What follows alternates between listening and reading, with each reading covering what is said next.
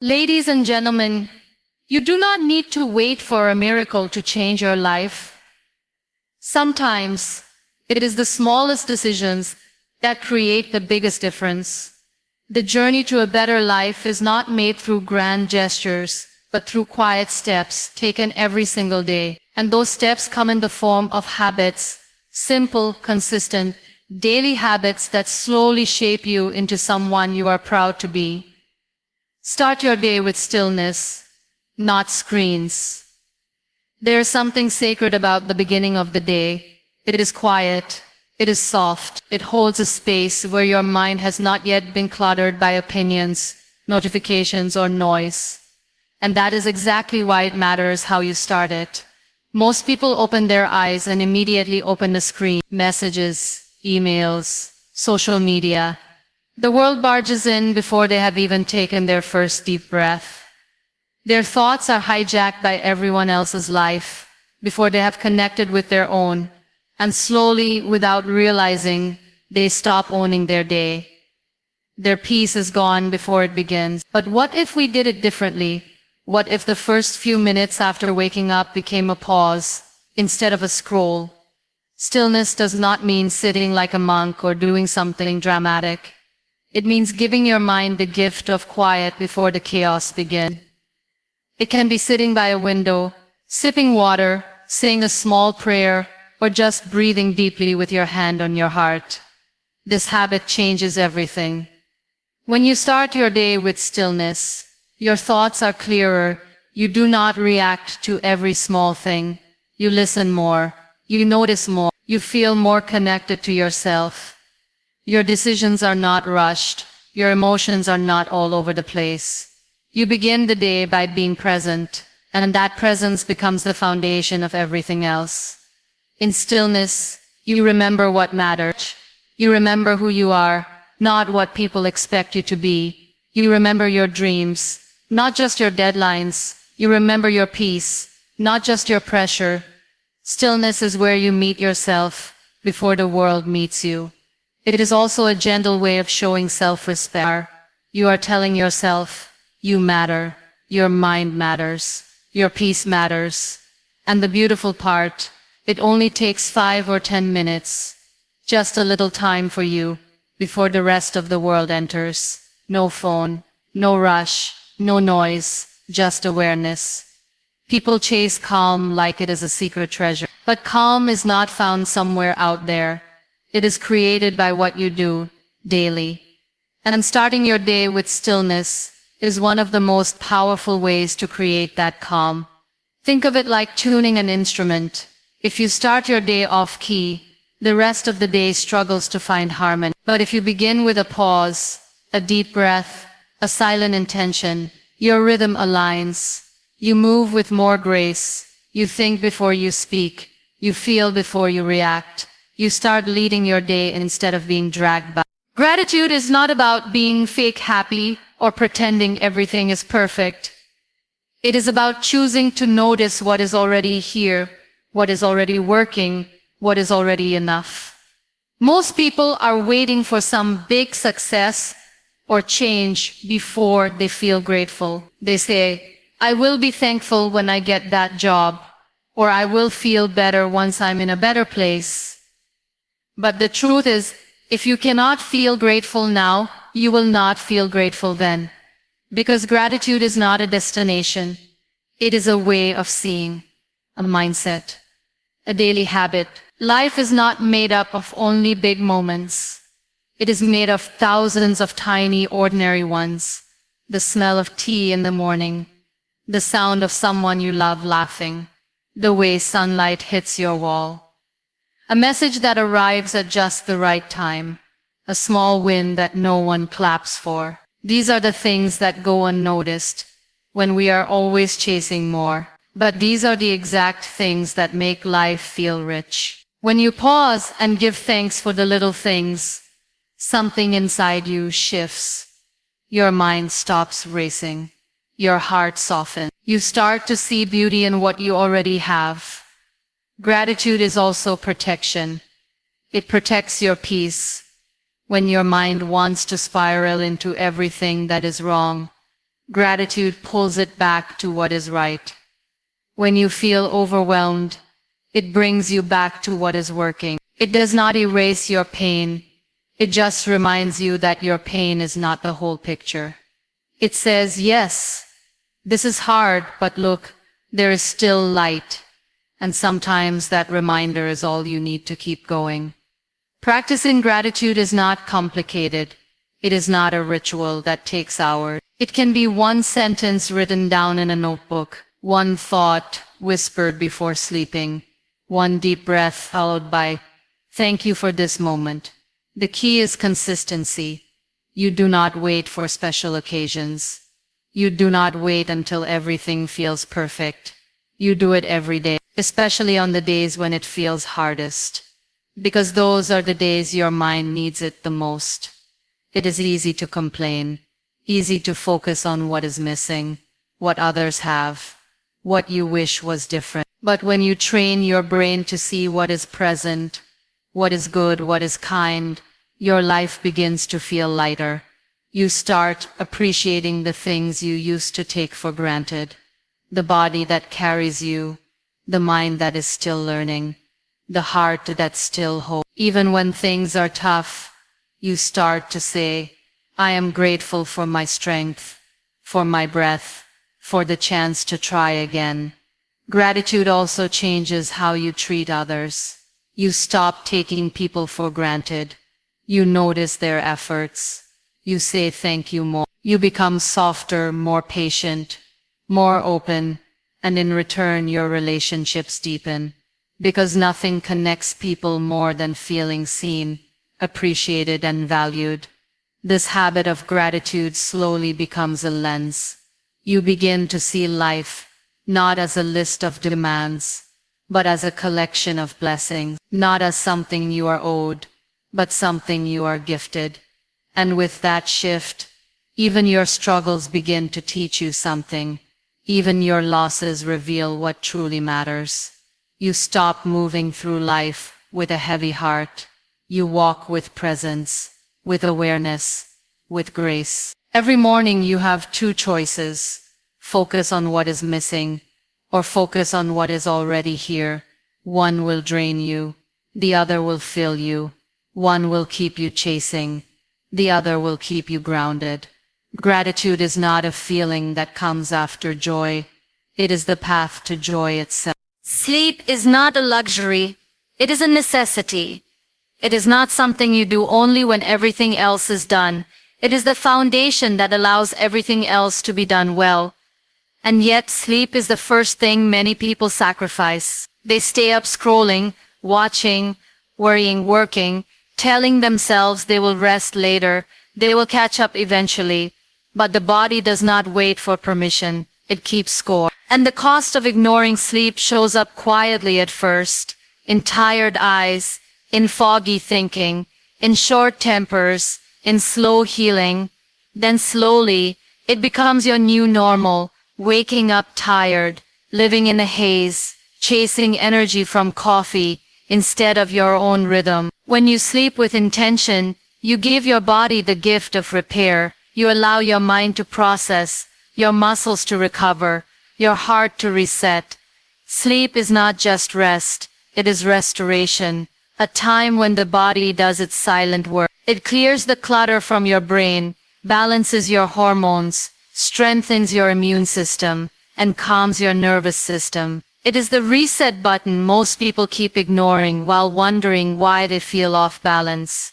But sleeping with intention means more than just lying in bed. It means preparing your mind for rest, creating a space that feels safe, calm, and quiet, letting go of the day instead of carrying it with you into the night. It means setting boundaries with technology, with noise, with late-night habits that steal your peace. When your sleep becomes a ritual instead of an afterthought, your life begins to feel more in sync. Waking with purpose is just as important. It is about rising, not in panic, but in presence, not hitting snooze over and over, but opening your eyes with a sense of choice. Starting your day not in a rush, but with a small moment of stillness. That does not mean every morning will be perfect, but it means you are not at the mercy of your alarm. You are not stumbling into your day half awake and already behind. You are showing up, alert, grounded, clear. The quality of your morning is shaped by the quality of your night. If you fall asleep with stress, chaos, noise, it follows you into the next day. But if you end your night with calm, intention, and gratitude, that energy carries forward. It becomes a rhythm, one that does not just make you healthier, but more focused, more emotionally stable, more creative, more kind. Most people chase motivation, but the truth is sleep gives you the clarity to know what matters. It gives you the strength to follow through. It gives your brain the reset it needs to solve problems, to focus, to learn. When you are sleep deprived, everything feels harder than it actually is. Small problems feel like heavy burdens. Simple tasks feel overwhelming, and joy starts to feel out of reach. You do not need a perfect routine. You just need a commitment to protect your rest, to not see sleep as wasted time, but as sacred time, to respect your bedtime like you respect your meetings, to honor your body's signals instead of fighting them, to create an evening space that soothes your mind instead of stimulating it. That could mean reading a book instead of watching another episode, writing down your thoughts instead of scrolling, dimming the lights instead of keeping your phone lit in your face until midnight. Waking with purpose does not have to mean a long morning routine or chasing the sunrise every day. It simply means waking up and knowing you are not behind before the day even starts. It means beginning your morning with one clear thought, one steady breath, one calm step forward. That steadiness is not about speed, it is about direction. It is what gives you the power to move through your day with intention instead of reaction. Sleep and wake are not two separate things. They are the beginning and end of the same cycle. And when you learn to honor both, your entire life begins to feel more alive. The way you speak to yourself becomes the way you live your life. Every word, every thought, every sentence you repeat in your mind creates a pattern. Most people do not even realize how unkind they are to themselves. They mess up once and call themselves a failure. They make a mistake and replay it in their head like a punishment. They compare their lives with others and tell themselves they are not enough, not smart enough, not pretty enough, not successful enough. And slowly, those words become their truth, not because they are facts, but because they were repeated so often. You would not speak to a friend the way you speak to yourself. You would not call someone you care about a loser, a disappointment, or a waste of time. And yet, that is how people talk to their own reflection. It starts small, a thought here, a joke there. I am so stupid. Why can I never get anything right? Of course this happened to me. Over time, those words dig deep. They shape your confidence, your mood, your energy, your decision. They become the background noise of your life, constantly whispering reasons why you should not try, why you do not deserve better, why you should give up. But the truth is, you are not your worst moment. You are not your mess up. You are not your past. You are a work in progress, just like everyone else.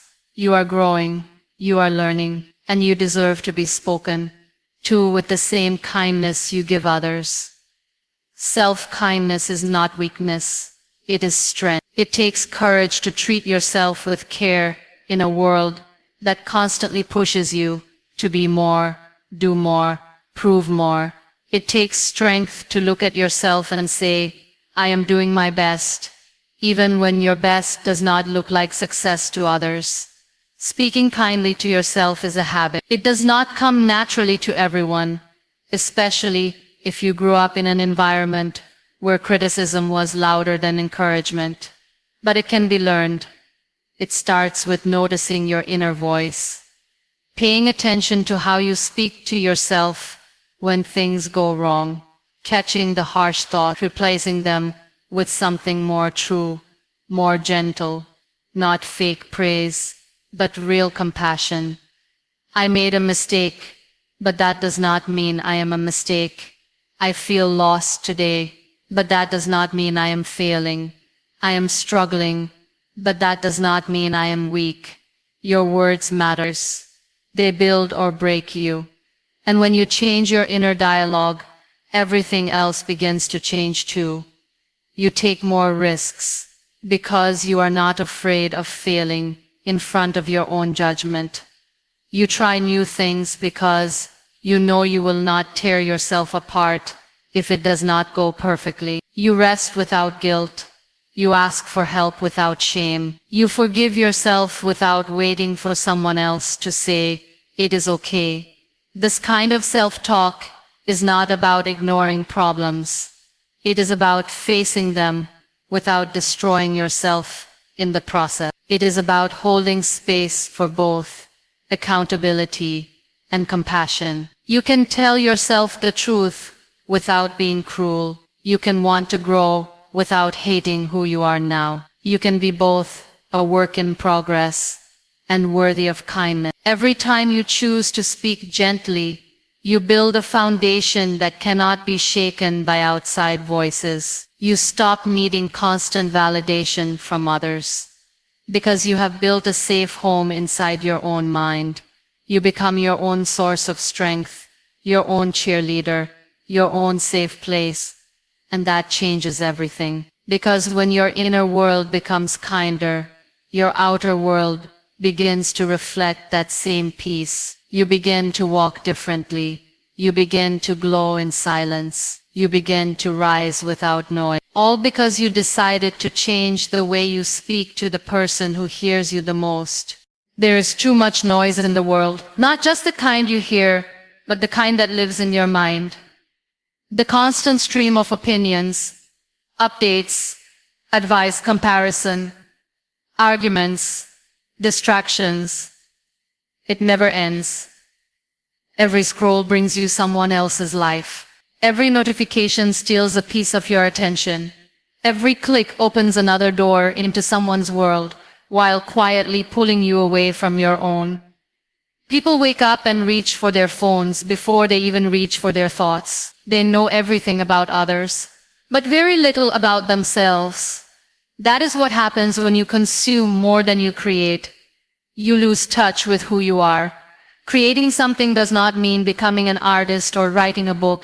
It means using your energy to make something that reflects your mind, your heart, your values. It can be writing a journal, planning your day with intention, cooking a meal with love, planting a small flower, fixing something that was broken, helping someone with a kind word, solving a problem at work in a new way.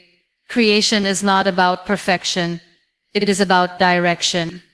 It is you saying, "I am not just a sponge soaking up the world. I am a soul shaping it, even in small ways." When you consume too much noise, your inner voice starts to fade. You begin to doubt your decisions. You stop hearing your own instincts. You start moving like a copy of everyone else. That is not living. That is drifting.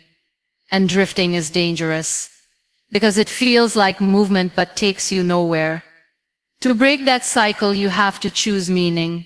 You have to start building more than you binge, creating more than you scroll, feeling more than you perform. There is peace in creating, even when it is small. There is something grounding about putting your energy into something you can see, or touch, or reflect on. It becomes a mirror of your growth, and slowly it becomes a rhythm, a part of your daily life that keeps you centered. When the world feels overwhelming, you have something that brings you back to yourself. You are not just reacting to everything around you. You are participating, choosing, shaping. Creating also connects you to your own story. Instead of living through the highlight reels of others, you begin to find beauty in your own moments. You see your own progress, You feel your own presence. You become less interested in proving and more focused on building. This shift is quiet, but powerful. Because when your days are filled with meaning, you stop searching for constant entertainment. You stop needing validation every hour. You stop fearing being alone. Because your own presence becomes enough. You begin to ask better questions. Not what did I miss online, but what did I do today that made me feel alive? Not who liked my post, but what did I create that I am proud of? Not how do I look compared to others, but how does my life feel when I am truly present in it? These are the kinds of questions that build a better life. And they cannot be answered in the middle of noise. Silence is not empty. It is full of answers. Stillness is not boring. It is rich with meaning. But you can only access that when you unplug from the noise long enough to listen. Listen to your own thoughts. Listen to your needs. Listen to your dreams. And then create something with that energy. Something real. Something true. Something that reflects who you are becoming. When you do that daily, even in small ways, you reclaim your power. You no longer wait for life to give you meaning. You bring meaning to life. Time is not just hours on a clock. It is your energy, your focus, your life. How you spend your time is how you spend your existence. And yet, so many people treat it like it is unlimited. They give it away without thinking. To distractions, to people who drain them, to tasks that do not align with their values, to habits that leave them empty, and then they wonder why they feel behind. Unfulfilled, disconnected. But the truth is, if you do not respect your time, no one else will. You do not need more hours. You need more awareness, more clarity on what actually matters to you, more boundaries around your priorities. Because not everything deserves your time. Not every message needs a reply. Not every request needs a yes. Not every notification deserves your attention. Saying yes to everything is not kindness. Sometimes it is avoidance. Avoidance of what you really want to build. Avoidance of the hard work of focus. Avoidance of the discomfort of choosing yourself. Respecting your time is an act of self-worth. It is you saying, my life matters enough to protect. It is not about becoming rigid or obsessed with productivity. It is about becoming intentional. Asking yourself, is this how I want to spend my life? Before saying yes. Recognizing that every hour you give away is an hour you never get back. Being generous with your time is beautiful, but it should come from a place of fullness, not guilt or pressure.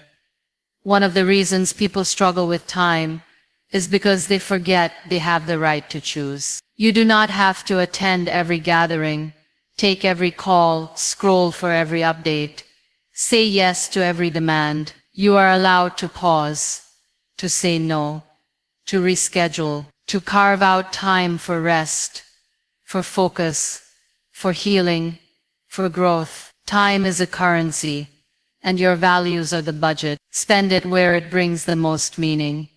This habit of protecting your time also builds self-trust. When you say, I will wake up early to write, or I will exercise at this hour, and then you follow through, you begin to believe in your own word. That belief grows into discipline. Discipline grows into progress, and progress becomes the quiet proof that your life is moving in the right direction. Not because of a miracle, but because you took responsibility for how your time is spent. Distractions will always be there, but so will your dream. The difference lies in what you choose more often. It is not about never getting distracted. It is about noticing it and coming back. coming back to your values, coming back to your focus, coming back to what you said matters to you. That return is a habit, and habits are what shape your future. Another part of respecting time is respecting the time of others. Showing up when you say you will, being present in conversations, not wasting energy on gossip, blame, or things outside your control. When you treat time with care, you become more grounded, more thoughtful, more effective. You stop rushing through life and start living inside it.